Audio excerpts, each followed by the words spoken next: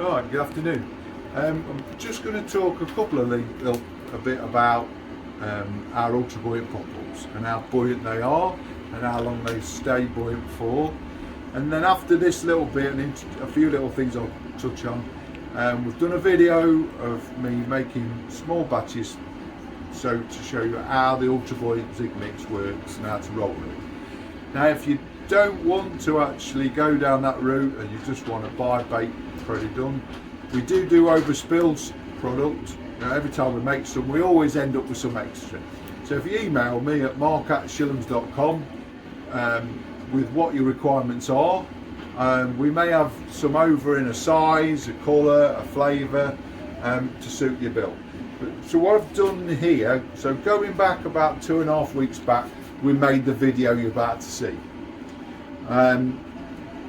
I thought you really need to know how well they last, so I've not posted it yet. So literally 2 weeks back, we put them in in the tank here. So if we pan around to see at the tank, so here you can see through the murky depths, we've got some rigs that I put on, and these have actually been in here for the actual 13 days, nearly 2 weeks. So to give you a bit of an idea, these ones I've just put fresh baits on to show you how they sit. And they literally are sitting as move that one back. I think it's just sitting on that other one. So you can see, I mean, this one for instance, that is the same rig as that one. That's been in the tank for 13 days. That we've just put in a fresh bait. This orange one is the same size as the brown that's again been in there and the actual fluoro yellow. So they've been sitting in that tank for that length of time.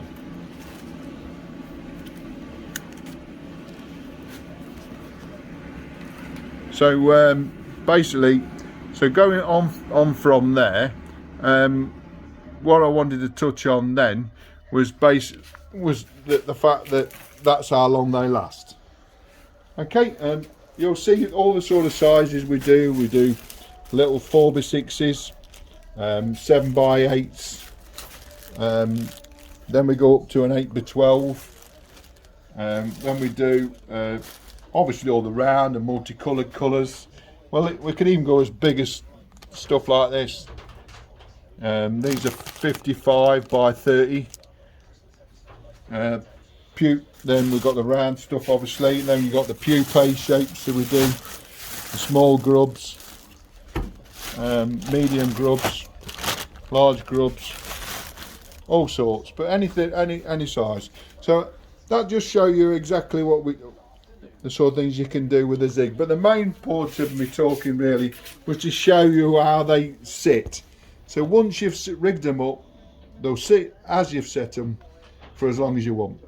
Okay, so we'll link this in with the video, and then you'll see our roll. But any query, any questions on anything, just email me, mark@shilhams.com.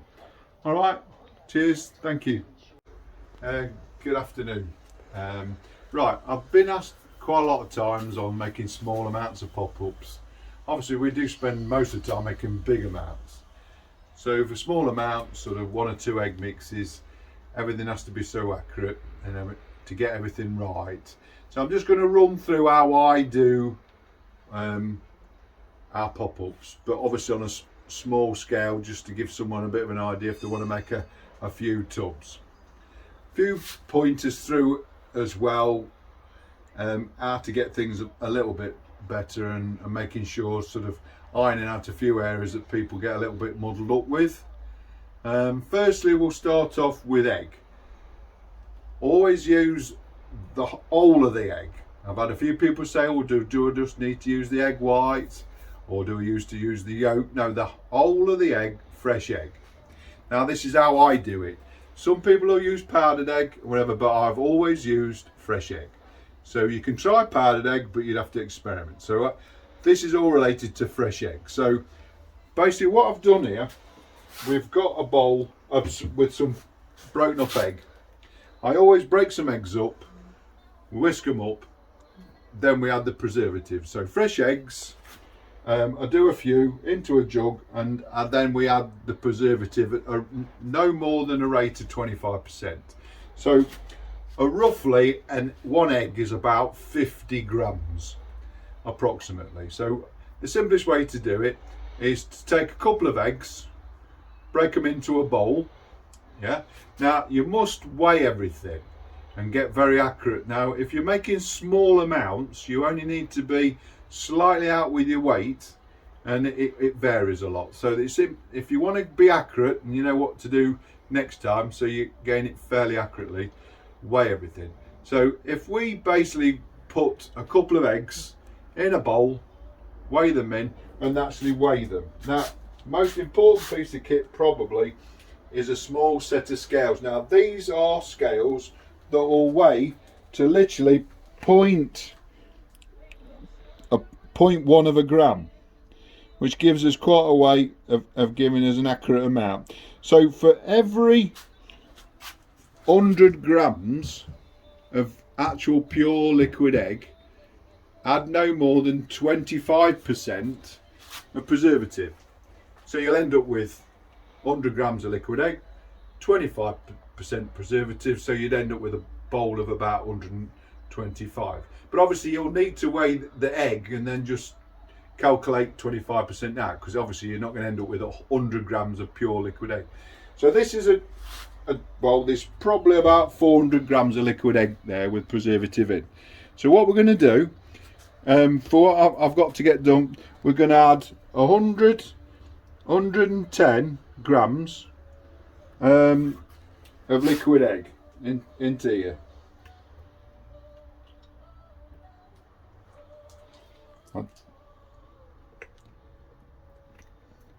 I'll just get it, you can see how accurate they are.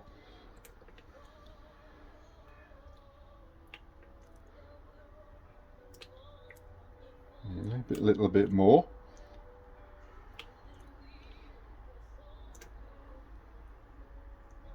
$110. So at just 0.8 over, but for this, I think that's close enough. So 110 of that. So now we need, I always add a bit of oil. You can use any type of oil, but sunflower I use, it doesn't freeze, it works with everything. You can use hemp oil, fish oils, whatever, but basically in this situation, I'm just going to use a little bit of sunflower oil. I'm going to put basically 5 ml.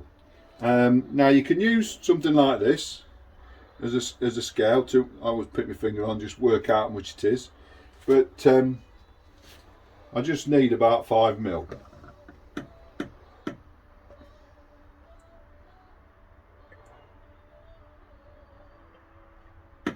Right, so 5 ml of oil.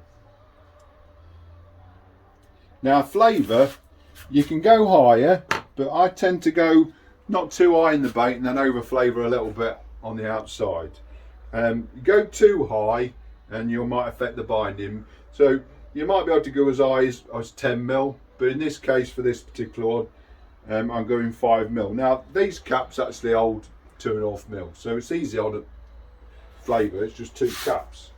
1,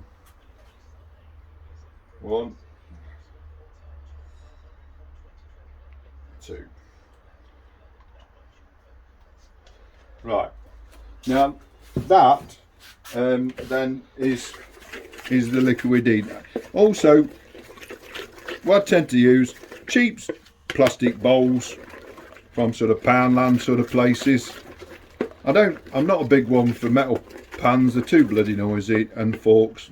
Good old wooden spoon or a spatula is good. That's where we're going with.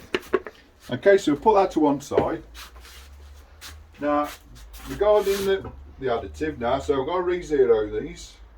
I've got a bag and the scales. Now I'm going to add to this I'm going to add 8 grams of colouring, because I'm for the ratio that I'm actually working on. So basically approximately 8 grams.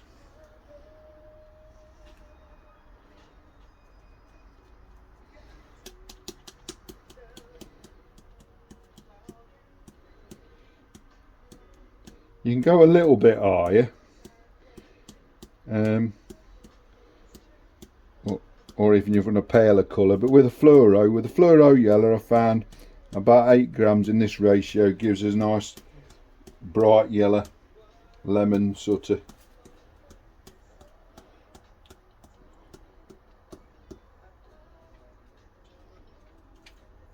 One advantage of pouring the powder in first, we can always go the opposite way if I've gone too much. Nearly. Just a bit much. Take a little pinch out. 8.1. Don't think we're far away at that. Right. Now what I'll do now is Zig mix, which I've got here already pre-mixed in a bucket, obviously, which we sell on the website. This is the most buoyant pop-up mix you'll find. This is why I think I get a lot of people ask, because obviously it's a lot lighter and there's a little bit of things you need to learn. So basically what I'm going to do now, so we've got 8 grams of the colouring. I'm going to add 180 grams of this ultra buoyant mix. So we want to go up to about 188.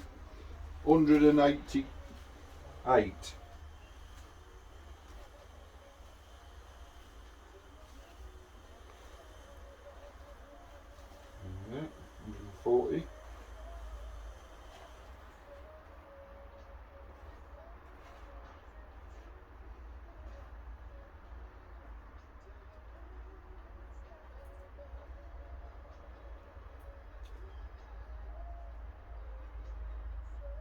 Right, 188.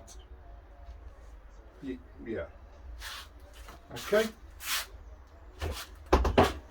Right, now you can put your colouring in the egg and whisk it up, but you'll get a lot of dust again there. But I prefer sometimes on smaller amounts.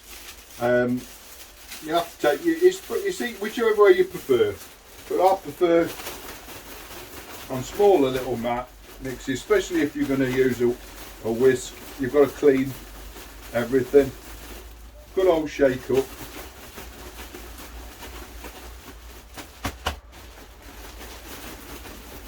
Now there should be about the right amount for the appropriate amount of egg there.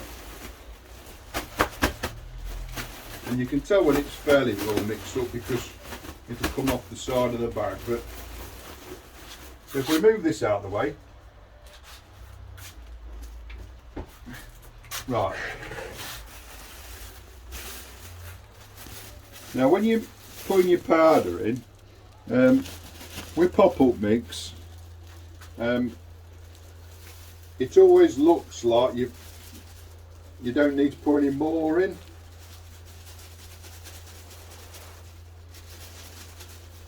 But what we'll do, we'll go completely into the deep end, and I'll tip the entire lot into the bowl on square one. So we shouldn't be far away. I'll chuck that out of the way for a minute. Right. Now, what tends to happen, it starts to go a bit like a breadcrumb sort of consistency.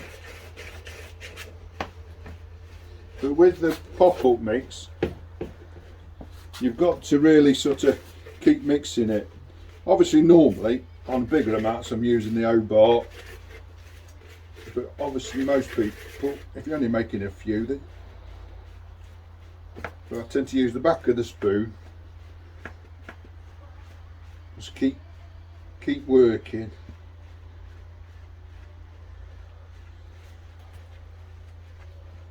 It can tend to look like it's too dry, and then what a lot of people tend to make the error of chucking a bit more egg in, but it does take a lot more mixing than if you were making a normal standard bottom bait.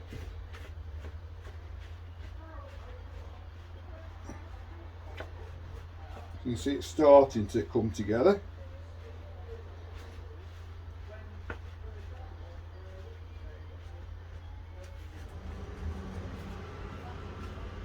Get to a point, I get my hands in.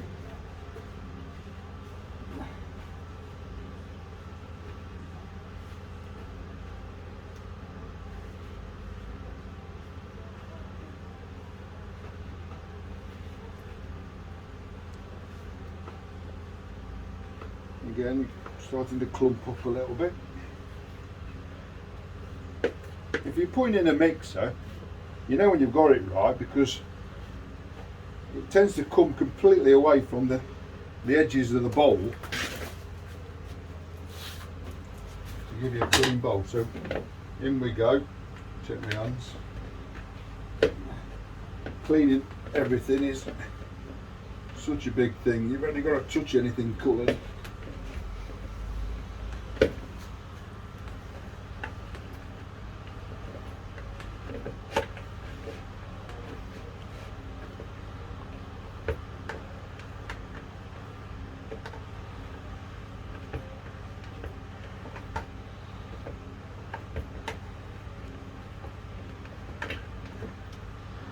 Right, that's not far away. You can tell it's about right, because I mean that's where I've been mixing it, but it doesn't stick to your hands. The sunflower oil helps as well. So we'll take that out of the way a minute. Put that out of the way. Now you can use an hand gun, you can roll them out. The thing is with pop-ups, you've got to have everything accurate. Personally, I think the only way to do the thing ideally, I tend to use an air gun. We'd use a big extruder normally, but just for something like this,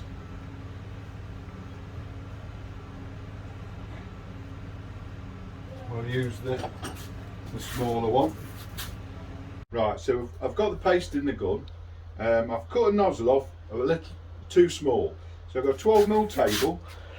So this is probably a slightly bigger than what would need to be for a 10mm. So you'd probably do a nugget. So I'm just going to show you how to get it right over the table. So I'll just turn the pressure down a little bit. I just want to just extrude just a little bit. Turn it up a bit.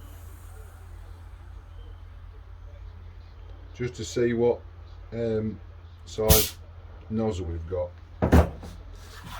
Now this will be too small, so we'll end up with like a nugget shape.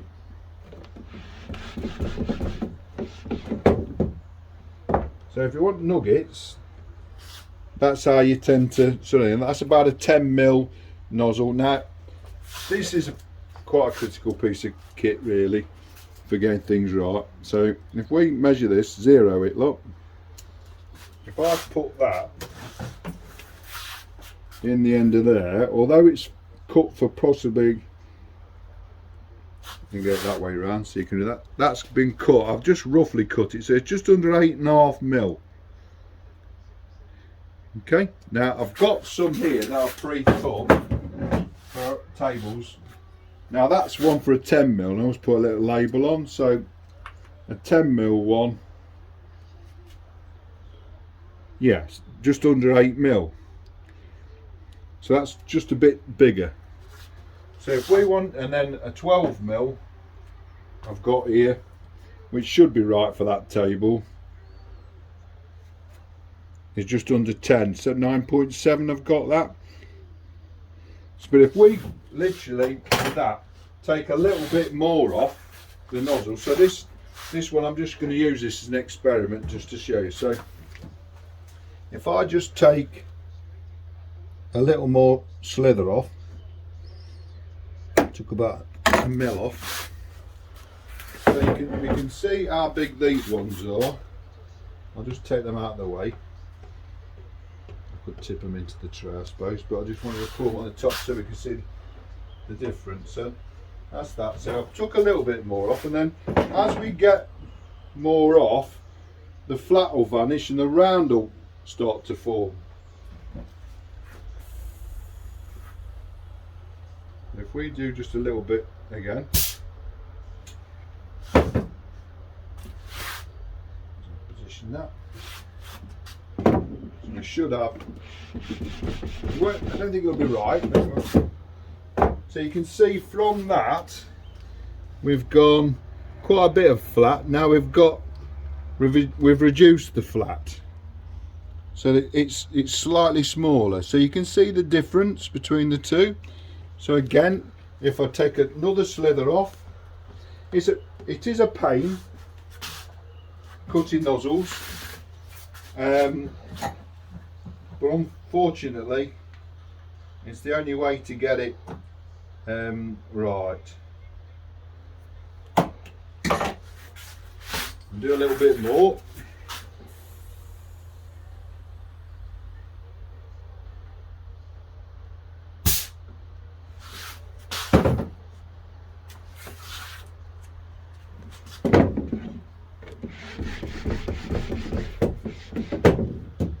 Right, now we're getting quite close here, so now you can see we've still got a very tiny bit. I don't know if you can see through the camera, there's still a little bit of a flat there, just a little. Now we can take another slither off, just a small amount, but what I tend to do when I get to this stage is just literally do a longer piece just to double check. Once you've cut your nozzle,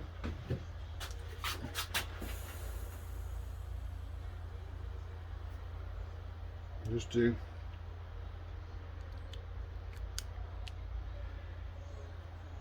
what you will find as well, they either you increase your pressure on your gun and it's coming out faster, it'll probably affect the diameter and the nozzle as well. Yeah, still a little bit small, but we're not far away because you've got somewhere it's just starting to fill. So I'm going to take a little very minute slither off.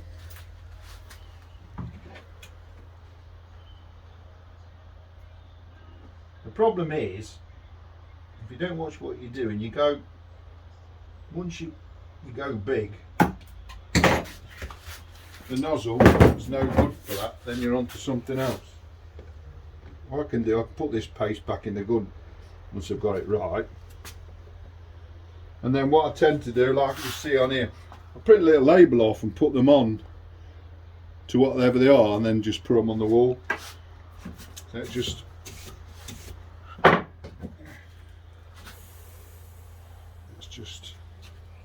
try to turn the air up a little bit. We'll do a full sweep now with this one because we're quite close here now.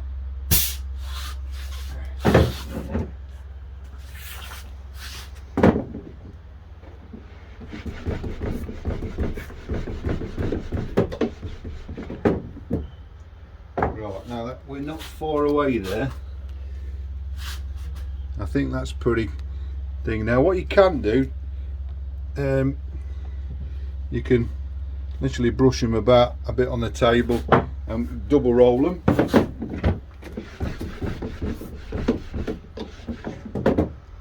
I think we're not far off with that. I think that's pretty spot on. Now what you can do, a little trick as other way to see whether you are round, is if you take a section, looking at this table, we've got no bits on there, so if I turn that through 180 degrees, a few of them,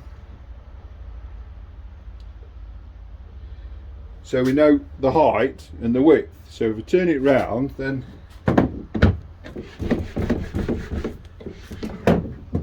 there we go, there's no bits come off that in that section round there, so I think they're not spot on. I think they're pretty round at that, so you're not far away at that. So that's how to cut the nozzles. But like I say, you've got to label them up and actually try that. So what we'll do, I'll make a few of those. So what I'm going to do, I'm going to make some different sizes, and then I'll show you how to boil and go from there. Okay then, see you later.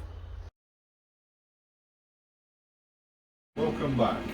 Right, boiling Zig pop-ups. Okay, a lot going on from where we are. So we've got boiling pot on. Obviously, if you're making a few at home, you'll have a smaller boiling pot on the hob. But this is obviously our day-to-day use. We've got a great big boiling pot. Right, now these are 14mm pop-ups that we made yesterday. One layer in the tray. Now you'll find what we do is, what I've done, I tend to leave them overnight to dry.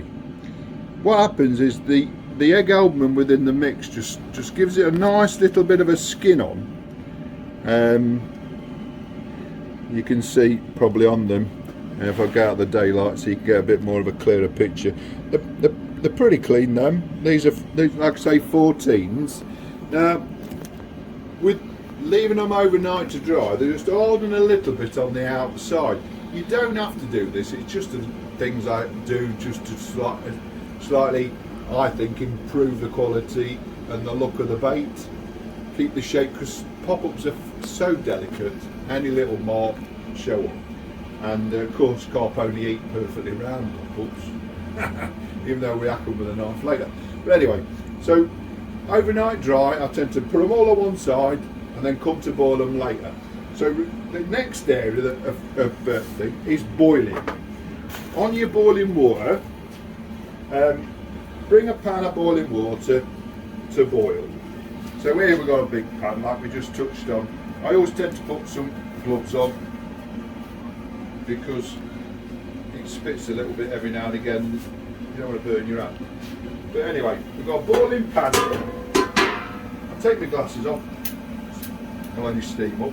So I don't know if you can see through the steam there, but you can see that definitely boiling. You can see the bubbles coming all up. Now that's, at that point, that is too warm to boil your pop-ups. But you need to get the water to that temperature, because you need it to have got to the highest temperature within it to skin off the egg albumin in the pop-ups. If it hasn't got to that and you put your pop-ups in, so the water's not quite warm enough, the bait won't harden up on the outside later. So you've got to get it to that. But if you actually turn the water, so if I lift that, if I turn that up, so it's really bubbling like that, so it's come to the boil, you can see it really bubbling.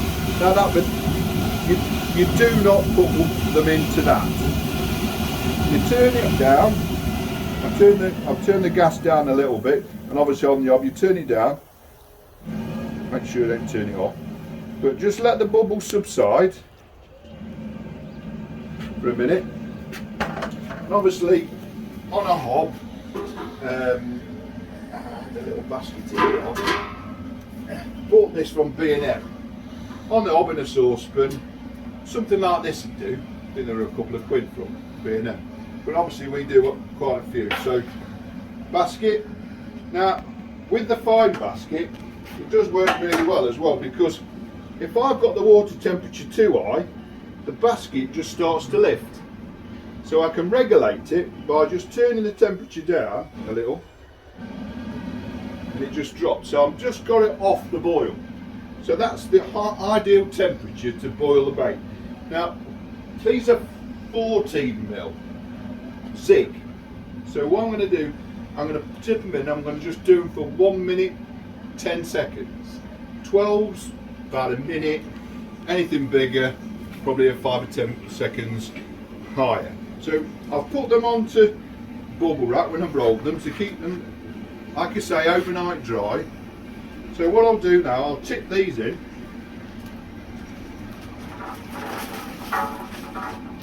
Easier to come off the tray as well onto the plastic. Now the bottom, you'll see that obviously pop-ups are on the top. So at the moment it's only coating the bottom. So the most bit, wooden spoon or spatula, and just giving them a light stir, wooden spoon, not a metal spoon, wooden spoon's ideal. Just go over the whole lot, giving them a light stir, and you'll see they'll start, but you've got to spin them. The last thing you do is want them coat, the boiling water hitting them on one side, not another. So just literally keep stirring, keep stirring, keep stirring. You'll see after a point they're starting to come out the water. So that's another point with actually stirring them, because you do need to make sure they're all coated. Don't put too many in. I think we've got about 10 seconds left to be 110. Nearly there now. Coming to, I don't think you can see through the steam. Right, I think we've just gone off on the timer. So literally take them out, shake that water off. Now what I'll do now, I'm going to tip these onto an air drying tray. I'll put them on a mesh here, because on this size it's not too bad, but it just protects it. But on the smaller baits, it literally falls straight through. So this is just a mosquito meshing that we cut up. I'll just tip them out into the tray. And then what I tend to do with my wooden spoon, which I've just put back over here, just nip past you a minute. At that point, not with my hands, but with the spatula, I'll just port them a little bit so that they're onto the tray.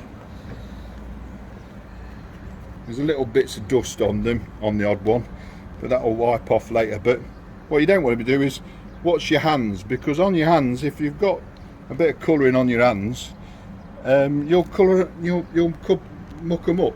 But those overnight dry, ideally probably a day and a half dry, they'll be ideal. So that gives you an idea of how to boil. You can dry them longer. I mean, we do have customers, we make tons of pop-ups. Some customers will dry them out even longer, so they go harder, and then you can add extra flavours on the top and it will absorb a little bit more. But personally, I think a couple of days is fine. You can then glug them up and do whatever you want afterwards. So that's that on boiling. Fine, so speak to you again later. Thanks very much.